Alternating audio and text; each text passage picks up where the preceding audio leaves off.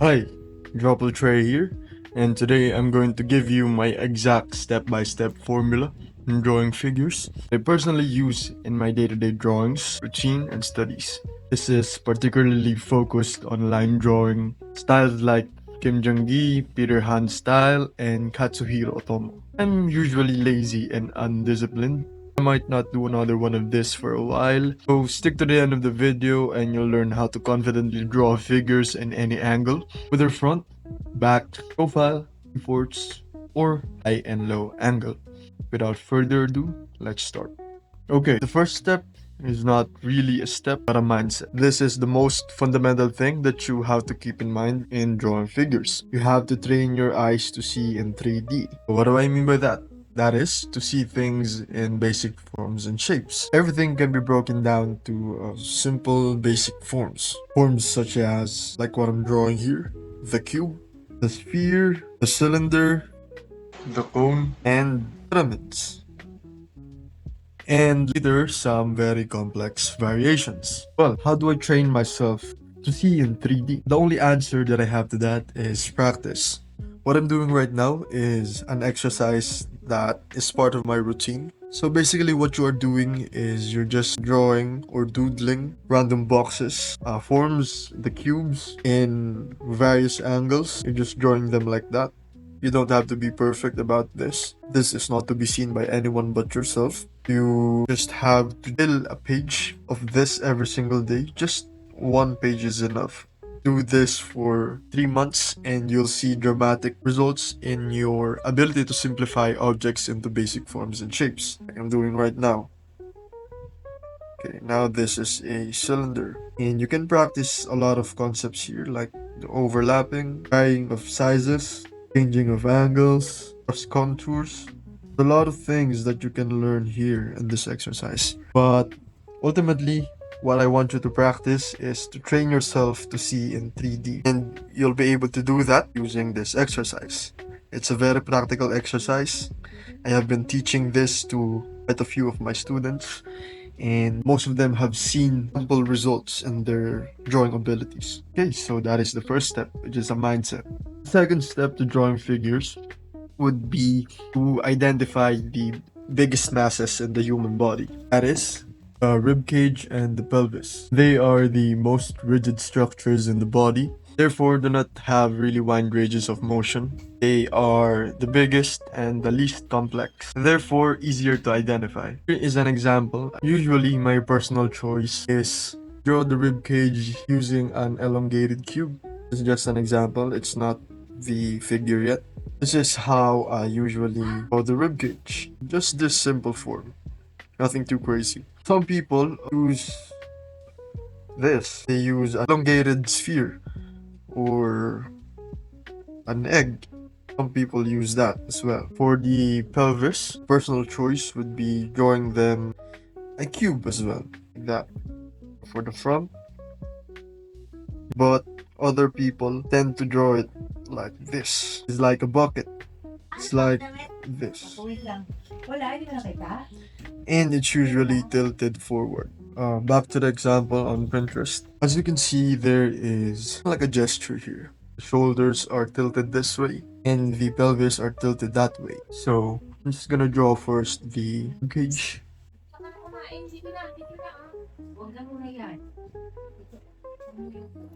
While keeping sense of the general direction of the gesture of the shoulder.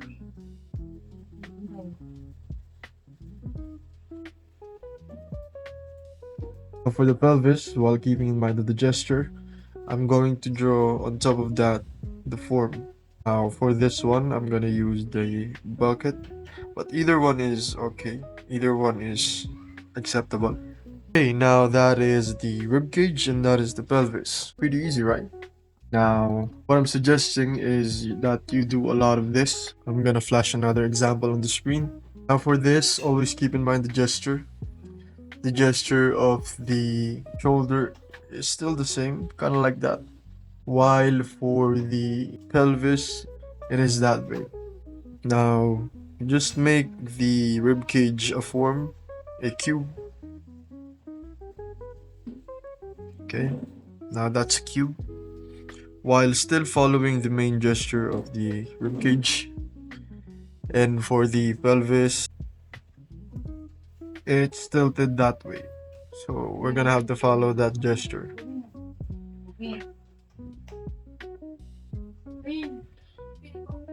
Okay, so pretty easy, right? Pretty simple, right? It's simple, but it's not easy. Always remember that. The proficiency of drawing this will come in the number of repetitions that you do, as well as the knowledge of what should be done. Now, this is the second step. Identifying the ribcage and the pelvis, identifying where they are located, how they are tilted, and being able to draw them properly in their places. This is the most important part in drawing figures. The reason being is that everything connects from here. The limbs, the neck and the head, the limbs, the neck and the head, the legs, the lower leg, the foot, everything connects from here. This is the biggest muscles in the human body. That's why it's the second step, which are of the highest priority. The third step would be to add spheres here as joints. Another one here as well. This is for the humerus, the ball of the humerus, or for the shoulder. So for the neck, we're gonna add a cube. It can be a cube, it can be a cylinder, but it's not that long. It's usually just that. The height is just that. For the legs, we're gonna add two cylinders. So there's very little knowledge of anatomy required here. We're just gonna follow the reference.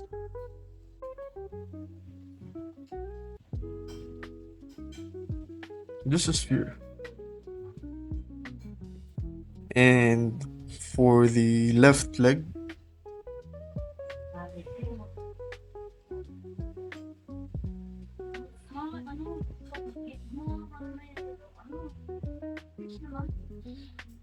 okay, that is the third step. Adding the cubes for the joint of the arm, the neck, either as a cube or cylinder, and another two cylinders for the upper leg. So the fourth step here would be to finally add the head as a cube, like that.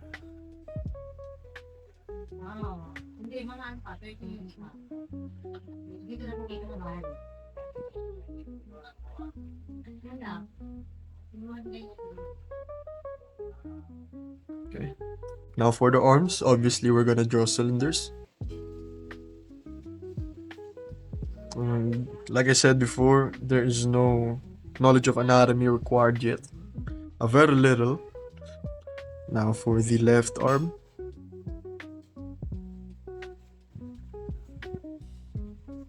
Okay.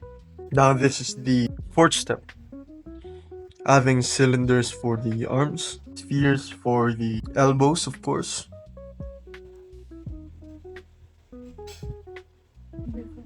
Now, another sphere for the knees or the patella, and another cylinder for the forearm.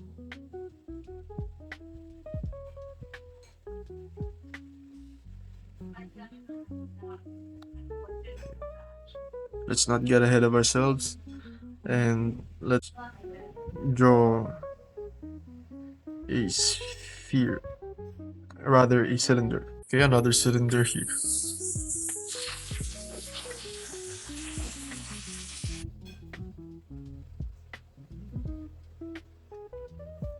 Now, for the legs, let me just adjust this.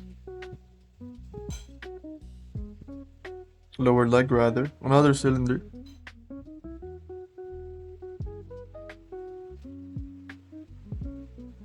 Of course, this curve right here, this S curve right here, it will come from the repetition. But usually if it's tilted outwards, bump the calf or the lower leg will come from the inner part of it. If the tilt is outward, the bump will be inward. And for the lower leg here on the left leg,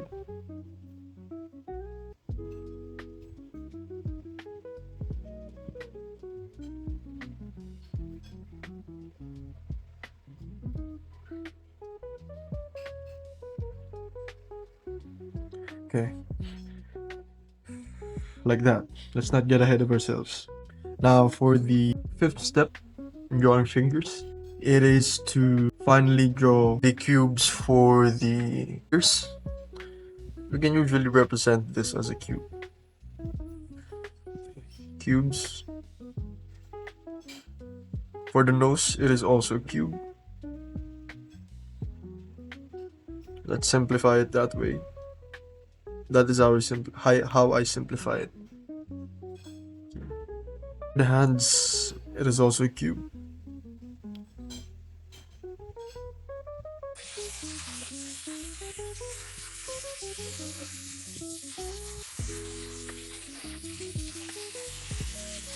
Now, for the left arm,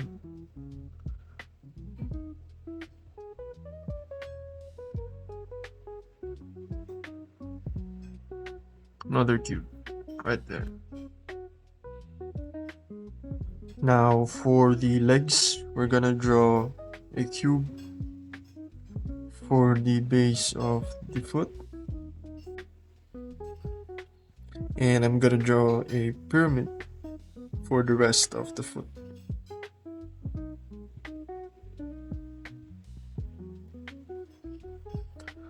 Another pyramid here for the rest of the foot. Now I'm just gonna fill in the extra details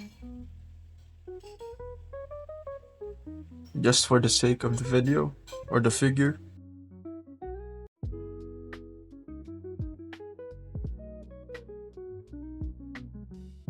Now you have fully drawn a figure for this reference. Mind you, there are no anatomical concepts right here, they're just basic forms and shapes. Now for the next one, we're gonna finish this reference that we have here. Okay, now once we have drawn the ribcage and the pelvis, that is the second step, we're gonna proceed to the third step, which is drawing the spheres here as joints for the arm.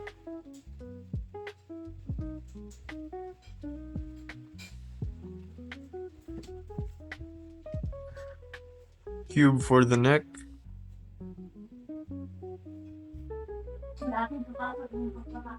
Cylinder for the right leg.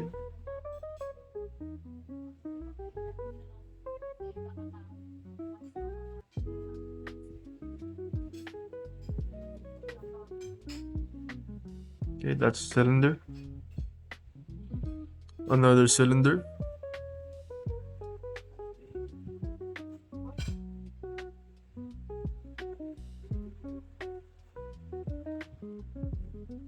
Okay. Now for the fourth step, it would be to finally add the arms as cylinders.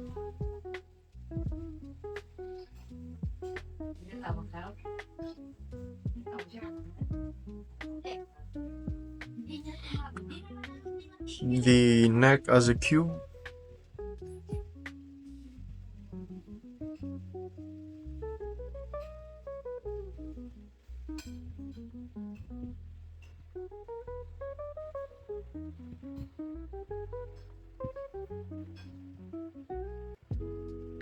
Another cube, another cylinder right here.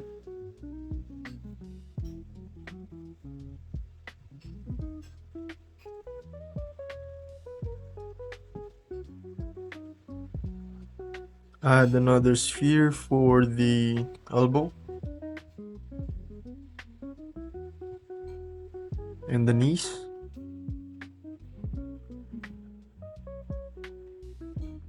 And we're gonna add another cylinder here for the lower leg.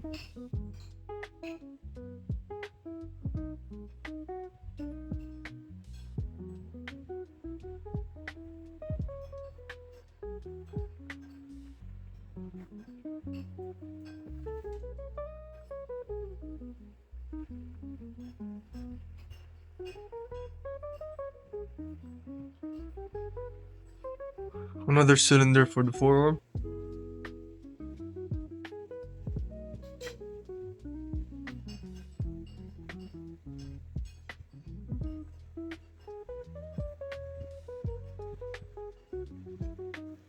Now for the bumps and the subtle curves of the cylinders of the arm, of the legs, of the lower legs, I'm gonna have another video for that.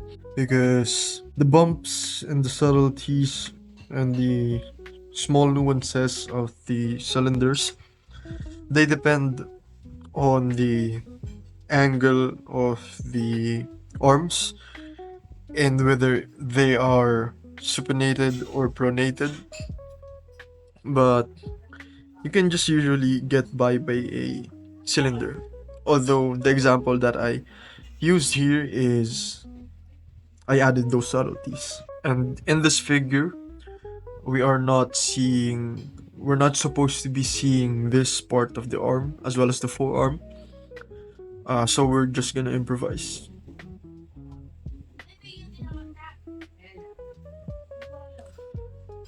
So there's another cylinder here. Okay, so that is the fourth step. And now for the fifth step, we're going to add cubes for the base of the foot. Another cube here for the base of the foot. Another cube here for the hands.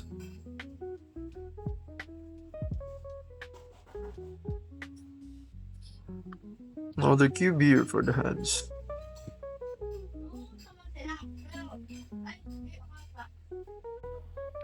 Now to finish them, we're gonna add a pyramid here for the foot. For the rest of the foot. Another pyramid here for the rest of the foot. As you can see, this figure is not that balanced compared to the reference, but it still has the general idea. I'm just gonna finish the rest of the details of the hand. There you go. We have just finished the figure. Now, we have now a fully drawn figure. What I'm going to draw is just finish this figure right here and add at least one more figure using the step-by-step formula that I've shared to you guys. So I'm just gonna fast forward this video. You can go back to the previous steps that I have shared to you. I'm going to stamp them for you at the description. So I'm gonna play some background music. You can go backwards with the steps. Draw portrait, peace.